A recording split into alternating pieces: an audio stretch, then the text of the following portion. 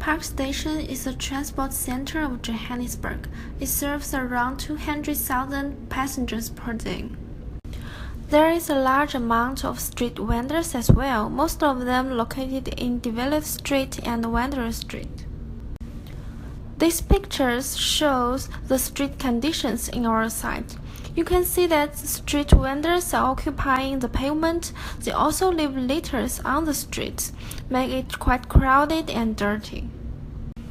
In order to coordinating the relationship between street vendors and pedestrians, we do some researches about their needs respectively.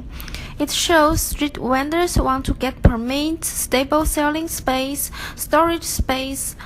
On the other hand, pedestrian needs clean street, enough walking space, and street seats.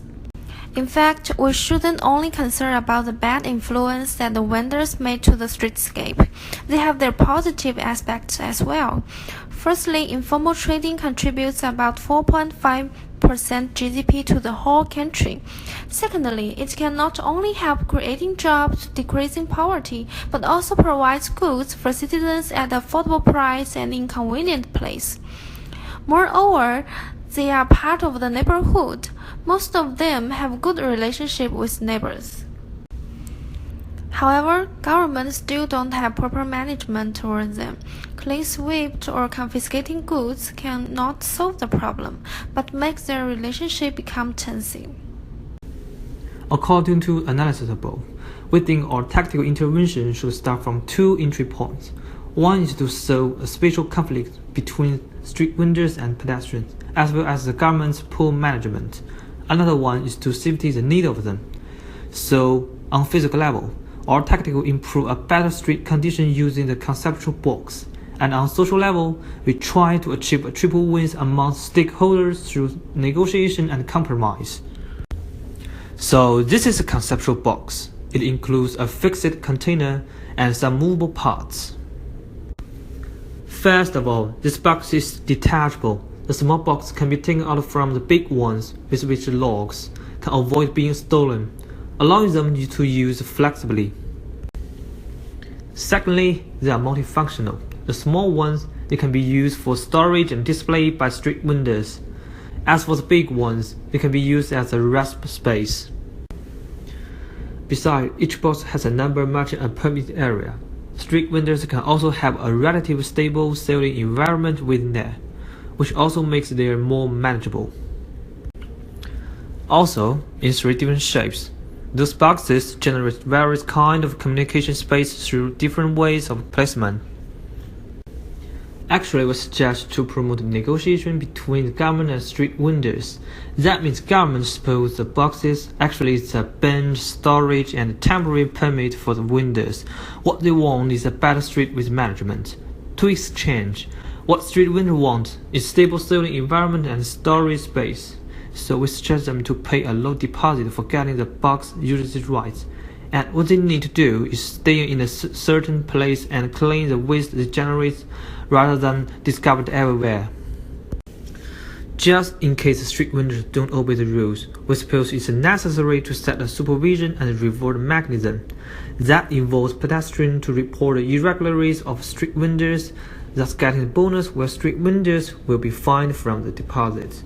At the same time, if the vendors obey the rules for a long time, they also can get the money reward. This picture shows the whole system of negotiation and compromise. In other words, we get a deal. We provide what you want, the temporary permits, more storage, etc. For payback, you would manage yourself. Don't occupy the payment, or you can't get your deposit back. Another point is tight management for a car park along the roadside. For instance, from 8 a.m. to 6 p.m. on Developed Street, the roadsides are used as a parking area. After 6 p.m., because of the less vehicle here, the area can become a night market for street vendors. Hence, the street resource can be fully distributed and used. We also suggest public participation during the process. Local artists or students can participate in painting the decoration on the box. Make that become a unique sceneries of the city. Street vendors can also participate in the permanent size chosen in the wide pavement. The direct beneficial group of our project is the street vendors. With the permitted box, their selling environment will be improved and their livelihood can be more stable. Their role for the street might be transformed from relatively negative to positive. Additionally, we suggest putting our boxes on designated area with wider pavements. Hopefully, they will become more normative and gather on those kind of pavements gradually. Our project tries to address the needs of street vendors, pedestrians, and government. For pedestrians, they can get enough walking spaces, clean walking environment, and more seats for rest. By providing the box, government can relax the relationship with the vendors and get a better city impression. At the same time, they also need to negotiation and compromise more or less in order to get the benefits. For street condition, pedestrians and street vendors have got their own using spaces and a clean environment, so the pavement will become more walkable.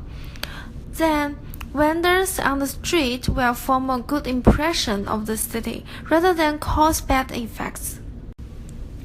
Here is our expectation for the future park station. Because limited time and we cannot go to the site, the project cannot solve the problem entirely. All in all, we attempt to promote negotiation and compromise between street vendors and government through the box. We try to form an inclusive neighborhood and hope the tactic can help to form a unique Johannesburg street culture. This is our reference list. That's all. Thank you.